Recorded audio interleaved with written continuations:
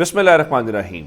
लाखों करोड़ों दुरूदो सलाम मोहम्मद मुस्तफ़ा सल्लल्लाहु अलैहि वसल्लम और आले मोहम्मद पर। मैं हूँ उमर दराज गोंदल। कल प्रेस कॉन्फ्रेंस हुई है, उस प्रेस कॉन्फ्रेंस के अंदर बड़े कुछ सवालात थे, कुछ चीज़ें ऐसी थी जिसके ऊपर आज पूरी की पूरी सुप्रीम कोर्ट के अंदर जो समाअत हो रही है वो DG ISPR की प्रेस कॉन्फ्रेंस के अंदर जो डिस्कशन हुई है उन्हीं सवालों अटॉर्नी जनरल से पूछा जा रहा है और जजेस भी कमोबेश उन्हीं सवालों के जवाब देते हुए नज़र आ रहे हैं। मैं आपको बड़ी डिटेल के साथ बताना चाहता हूँ। कल मैंने आपके सामने एक नुक्ता रखा था कि अटॉर्नी जनरल ने बताया था, जब उनसे पूछा गया था कि क्या किसी का ट्रायल हो रहा है, तो उन्होंने अदालत को कहा था जी बिल्कुल इस वक्त तक किसी सिविलियन का कोई ट्रायल नहीं हो रहा। उसके बाद जब कल अदालत उठने लगी तो चीफ जस्टिस ने कहा था कि तवक्को है कि सुप्रीम कोर्ट का फैसला आने तक वहाँ पे मिलिट्री कोर्ट के अंदर किसी भी सिविलियन का ट्रायल नहीं होगा। अब इस सारे मामले के अंदर आज जब ये सारा कुछ हुआ तो अदालत ने जैसे ही काम शुरू हुआ तो वहाँ पे इमरान खान के जो वकील भंडारी साहब हैं उन्होंने कहा जी DG ISPR और अटॉर्नी जनरल के बयान में तजाद है। DG ISPR ने प्रेस कॉन्फ्रेंस में कहा कि फौजी अदालतों में ट्रायल जारी है। उन्होंने 102 लोगों का कहा था, जिस पे अटॉर्नी जनरल ने कहा जी मैं आज भी अपने बयान पर कायम हूँ, अभी तक किसी सिविलियन का ट्रायल शुरू नहीं हुआ। जिस पे चीफ जस्टिस ने कहा जी हमें आपकी बात के ऊपर यकीन है। और मामला इस वक्त ये है कि कल जो अटॉर्नी जनरल है उनका बताना ये है कि इस सारे मामले के अंदर उन्होंने कल की जो प्रेस कॉन्फ्रेंस है उस हवाले से उन्होंने हुकाम से बात की और हुकाम से बात करने के हवाले से उनका बताना ये है कि अभी तक कार्रवाई जो है वो वहाँ पे उस तरह से शुरू नहीं और वो अपनी बात के ऊपर कायम है। अच्छा, ये तो बात हो गई वहाँ पे। अब इस हवाले से एक और बड़ा इंपॉर्टेंट बात यह है कि जो जस्टिस आयशा मलिक साहिबा ने सवाल उठाया और वो पहले भी सवाल उठाया जा रहा है कि आखिर कैसे तयन होगा कि जो मुल्ज़िमान हैं उनका जो ट्रायल है वो अदालतों में होगा या मिलिट्री कोर्ट्स के अंदर होगा। अच्छा, एक और जो मामला बड़ा दिलचस्प था वो जस्टिस मुनीब अख्तर ने उठाया कि आखिर ऐसा क्या है जिसका तहफ़्फ़ुज़ आइन फ़ौजी अफसरान को नहीं देता लेकिन बाकी शहरियों को हासिल है। यानी फ़ौजी अफसरान का मामला वहाँ पे चलेगा लेकिन ये वाली सूरत हाल थोड़ी सी डिफरेंस है।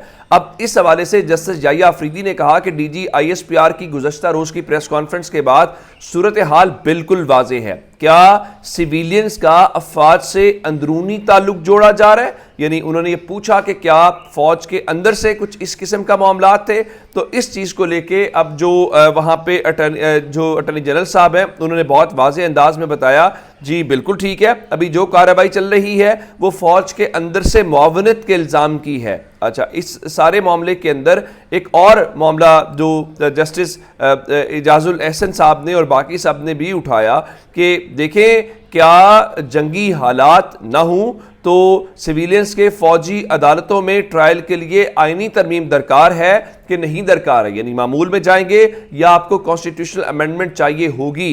जिसके ऊपर जस्टिस मुनीब अख्तर का ख्याल तो ये है कि इस हवाले से उसके अंदर एक आइनी तरमीम जो है वो ज़रूर दरकार है। और उसके बाद एक और जो इम्पॉर्टेंट मैटर है वो आज 21वीं आइनी तरमीम के हवाले से जिक्र हुआ और 21वीं आइनी तरमीम के हवाले से ये जस्टिस इजाजुल एहसन ने कहा कि देखें अंदरूनी ताल्लुक बारे जंग के ख़तरात दिफा पाकिस्तान को ख़तरा जैसे उसूल केस जो हैं वो आइनी 21वीं आइनी तरमीम के अंदर फैसले के अंदर तयशुदा है कि वहाँ पे चीज़ें किस तरह से होंगी।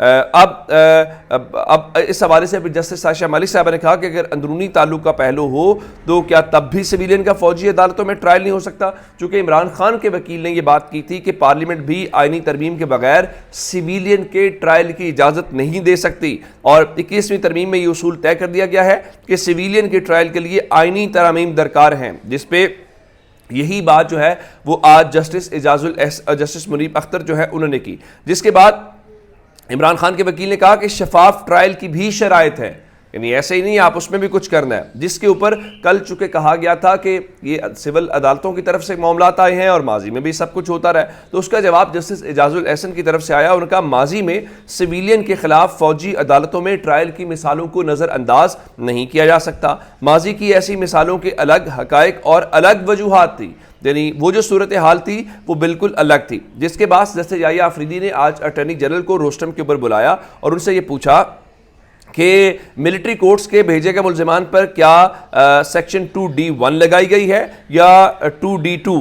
کل کے بعد اس معاملے کی وضاحت ضروری ہو گئی ہے، جس کے بعد اٹارنی جنرل نے کہا کہ ابھی تک سیکشن 2D2 لگائی گئی ہے، سیکشن 2D1 کا اطلاق بعد میں ہو سکتا ہے. اب یہ سارے معاملات جو ہیں اپنی جگہ پہ تھے، لیکن جب بحث آگے بڑھ رہی تھی تو بحث کے دوران ایک اور بڑا شاندار نقطہ سامنے آیا کہ آفیشل سیکرٹ ایکٹ کے اوپر بات ہو رہی ہے، ملٹری ایکٹ کے اوپر بات ہو رہی ہے، لیکن چیف جسٹس عمر عطا بندیال نے اس حوالے سے کہا کہ دلچسپ بات یہ ہے کہ ہمارے پاس آفیشل سیکرٹ ایکٹ دستیاب ہی نہیں ہے اور ہوا میں باتیں کی جا رہی ہیں. آپ کو یاد ہوگا جب جنرل باجوہ کی ایکسٹینشن کا معاملہ تھا تو اس وقت آرمی ایکٹ کے متعلق بھی بالکل ایک ایسا ہی تھا، اور اس وقت جو وہ انور منصور صاحب تھے تو وہ اٹارنی جنرل تھے، تو آج بھی لگ رہا ہے کہ عدالت کو بھی اس چیز تک ایکسیس نہیں ہے. اچھا، ایک اور دلچسپ بات یہ ہے کہ کل فوج نے پریس کانفرنس کی. ظاہر ہے کہ انہوں نے 9 مئی کے واقعات ان چیزوں کے حوالے سے گفتگو کی،